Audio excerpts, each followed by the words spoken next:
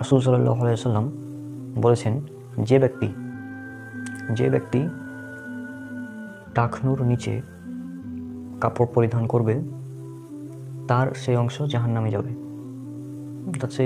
অর্থাৎ আরও হাদিসে আছে আল্লাহ সুবহানাহু ওয়া তাআলা তার দিকে তাকাবেন না রহমতের দৃষ্টিতে, ইত্যাদি বিভিন্ন কথা। এবং এগুলো রয়েছে সহিহ বুখারীর হাদিসে 5787 নম্বর হাদিস। আপনারা স্ক্রিনে দেখতে পাচ্ছেন হাদিসটি। 5783 নম্বর হাদিস, 84, 85, 86 এগুলোতে উল্লেখ করা আছে যে 3 ধরনের ব্যক্তির দিকে আল্লাহ সুবহানাহু ওয়া তাআলা কিয়ামতের দিন তাকাবেন না।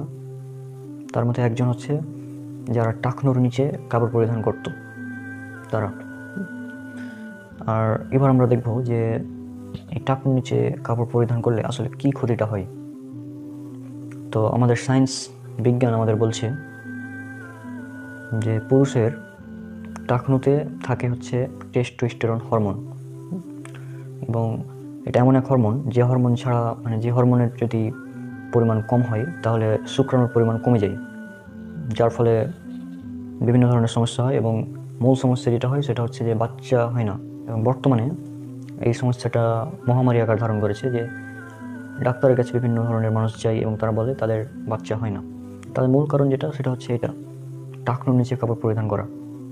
আর এই টাকনুতে যে থাকে টেস্টোস্টেরন হরমোন, এবং যদি সেই টাকনুতে পর্যাপ্ত পরিমাণ আলো বাতাস না যায় তাহলে সমস্যা হয়, এবং যার কারণেই বিভিন্ন ধরনের সমস্যা হয়। এবং এই হরমোনের অভাবে, হরমোনের যদি অভাব হয় তাহলে কি হয়, তাহলে আপনার কোনো কাজে মনোযোগ থাকে না, তারপর স্মৃতিশক্তিও কমে আসে,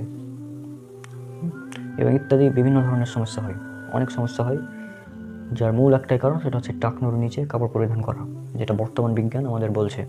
কিন্তু কথা হলো, আজ থেকে 1500 বছর আগে রাসূলুল্লাহ সাল্লাল্লাহু আলাইহি ওয়াসাল্লাম আমাদের বলে দিয়েছিলেন যে টাকনুর নিচে যে কাপড় পরিধান করবে সে জাহান্নামে যাবে। আমরা বর্তমান সমাজে আমরা দেখতে পাই যে আমাদের মতো যুবকরা তারা হচ্ছে টাকনুর নিচেই কাপড় পরিধান করে থাকে অলওয়েজ, এটাকে তারা গুরুত্বই দেয় না, বিষয়টা কিছুই না, জাস্ট এরকম। এবং এই হরমোন যে রয়েছে টেস্টোস্টেরন, এটি যদি কমে যায় তাহলে সে 40 বছরের মধ্যেই তার যৌবন হারিয়ে ফেলবে, এরকম কথাও রয়েছে।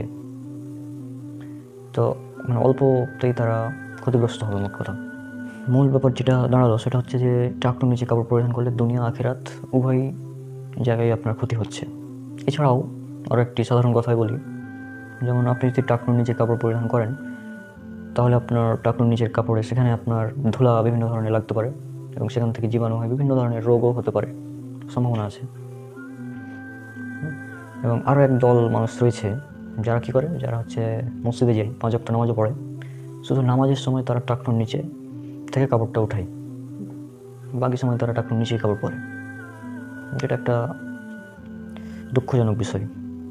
তারা মনে করে শুধু নামাজের সময় এটা করতে হয়, কিন্তু রাসূল সাল্লাল্লাহু আলাইহি ওয়াসাল্লাম বললেন যে টাকনুর নিচে কাপড় পরিধান করবে সে তার সে অংশ জাহান্নামে যাবে।